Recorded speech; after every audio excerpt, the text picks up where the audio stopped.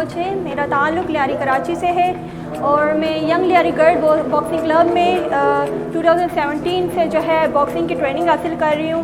अल्हम्दुलिल्लाह अब तक मुझे बहुत सारी अचीवमेंट मिली है।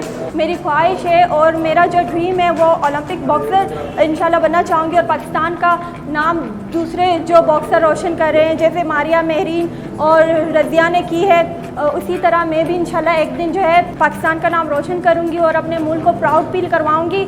आई am very thankful to Sindh government and Asifa Bhutto Zardari, जिन्होंने हमारा ये क्लब बनवाया और हमें ज़रूरत की वो तमाम सामान जो है फ़राहम किए जो आज तक हम यूज़ कर रहे हैं।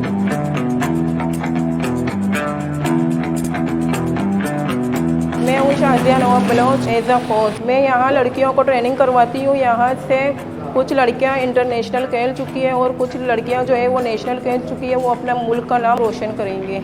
हम शुक्रगुज़ार हैं बीबी आसफा की कि उन्होंने हमारे साथ बहुत तावन की। जब भी हमें काम होती है तो हम उन्हें कहते हैं कि वो फ़ौरन हमारी काम हमारी ज़रूरत के मुताबिक वो करवा देती हैं। शुक्रिया अदा करती हूँ सिंध गवर्नमेंट की।